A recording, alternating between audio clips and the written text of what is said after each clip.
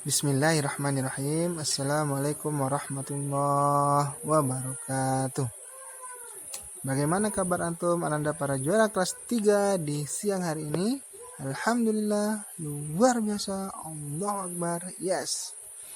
Alhamdulillahirrahmanirrahim. Asyhadu an la ilaha illallah wa asyhadu anna Muhammadan abduhu wa rasuluh wala nabiyya ba'da.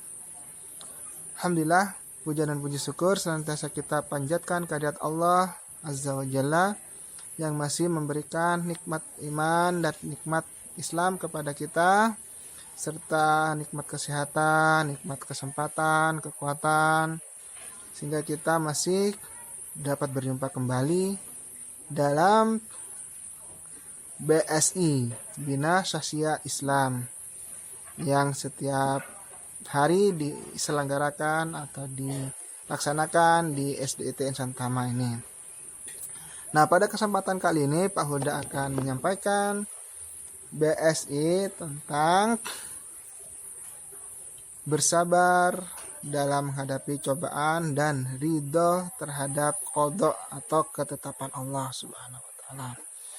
Nah, Anda para juara, tentu di dalam kehidupan ini kita tidak terlepas dari yang namanya cobaan.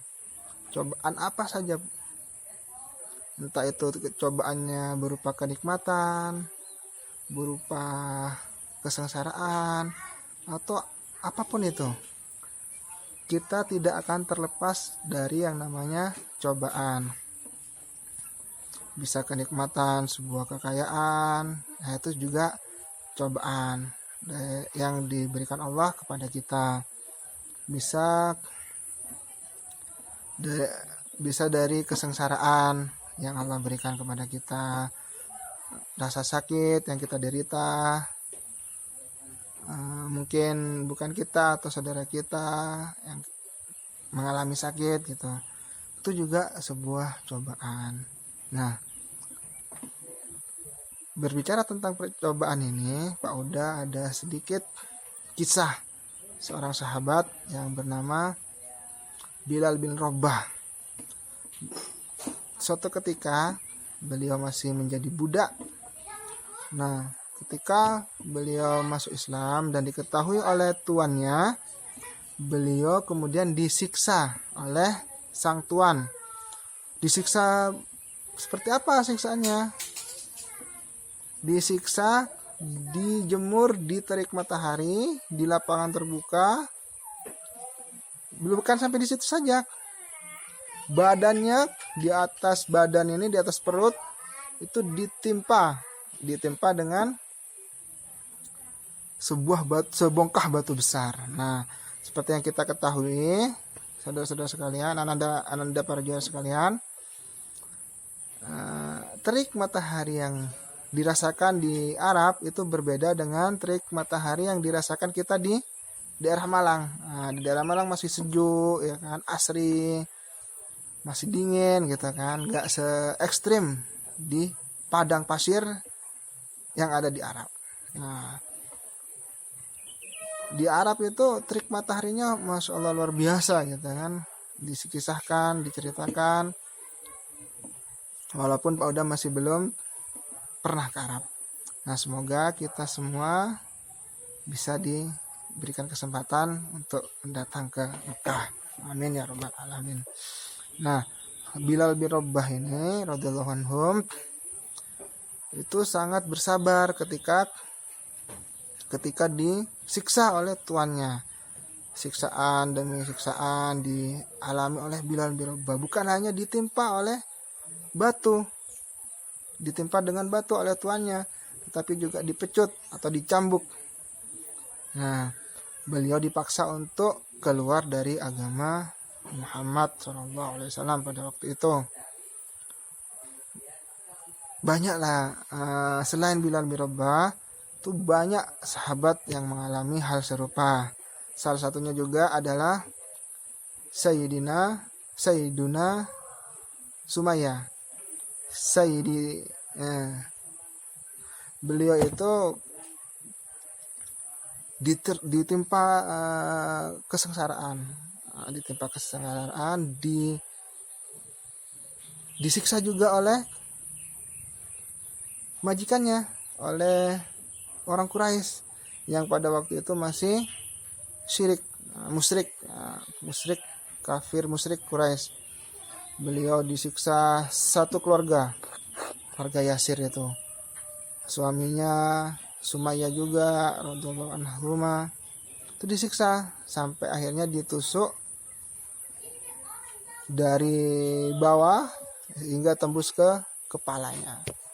Itu Sumayyah. Nah, itulah cobaan-cobaan yang dialami oleh para sahabat di zaman dahulu, di zaman Islam pertama kali di Mekah. Banyak semua, hampir seluruh sahabat Rasul yang sudah menyatakan masuk Islam, terutama yang masih berstatus sebagai budak. Nah, itu disiksa habis-habisan oleh orang kafir Quraisy pada waktu itu. Di awal-awal masih belum banyak itu kan pengikut Islam, itu masih segelintir saja. Nah, yang disiksa itu kebanyakan dari kalangan budak, dari kalangan yang miskin, dari kalangan yang lemah gitu kan. Termasuk Sayyidina Umar bin Khattab dulu itu menentang agama Islam. Nah, karena kesabaran beliau, karena keteguhan beliau, karena kerendahan hati beliau menjadi masuk Islam. Nah, jadi begitu. Nah, ketika kita dihadapi dengan cobaan, apapun itu cobaannya, entah itu kematian saudara kita, meninggalnya bapak kita, orang tua kita, paman kita, pakde kita, mbah kita, itu kita harus bersabar dan ridho terhadap ketetapan tersebut. Nah, ketika kita marah terhadap ketetapan Allah, misalnya, ya Allah, kenapa bapak saya meninggal gitu. Kenapa bapak saya meninggal padahal saya itu masih cinta terhadap bapak saya gitu. Nah, itu hukumnya tidak boleh atau haram. Apakah tidak boleh kita mengeluh terhadap cobaan, Pak? Udah. Nah, jika sekedar mengeluh saja, ya Allah, berikanlah kekuatan kepada saya merasa lemah, saya merasa tidak kuat menghadapi cobaan ini tanpa kekuatan dari Engkau, ya Allah. Nah, itu mengeluh yang positif itu tidak masalah. Tapi kalau mengeluh yang negatif, ya Allah kok gini lagi, kemarin baru kecelakaan, sekarang sudah ada lagi cobaan, besok apa lagi ya Allah. Nah, itu tidak boleh, itu hukumnya haram. Nah, kita harus bersabar. Sabar bukan berarti berdiam. Nah, sabar bukan berarti membiarkan gitu kan. Misalnya ada yang kecopetan, oh tas saya dijamret, udah biar, sabar. Nah, sabar bukan seperti itu ya. Sabar bukan seperti itu. Jika ada yang jambret, jika ada yang copet, ya udah dikejar gitu kan. Nah, kalau sabar itu setelah kita bertawakal, setelah kita berikhtiar, setelah kita berusaha maksimal, nah, tetapi hasilnya masih belum sesuai harapan kita baru itu namanya harus bersabar. Misalnya sudah belajar gitu kan, tapi hasilnya masih kurang memuaskan atau belum sesuai harapan kita harus bersabar. Nah, suatu saat kita akan diberikan oleh Allah sebuah hadiah yang tidak kita duga-duga, gitu kan, yang tidak terduga-duga atas kesabaran kita. Nah, jadi seperti itu ya Anda para juara. Yang kedua, kita harus ridho dengan ketetapan atau qada dari Allah Subhanahu wa taala. Nah, kita harus ridho, harus legowo, harus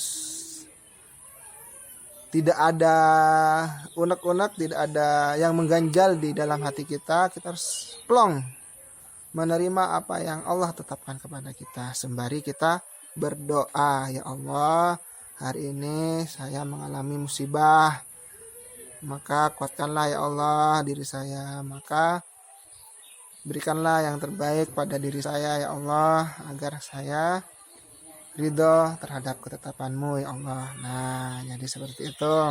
Anda para juara, jika kita yang pertama, jika kita mendapat musibah, mendapat cobaan, kita harus bersabar. Dan yang kedua, kita harus ridho terhadap ketetapan atau qada dari Allah. Yang ketiga, kita harus berdoa. Berdoa sembari berusaha untuk memperbaiki apa yang telah terjadi. Nah, sekian dulu dari Pak Uda. Kurang lebihnya Pak Uda mohon maaf.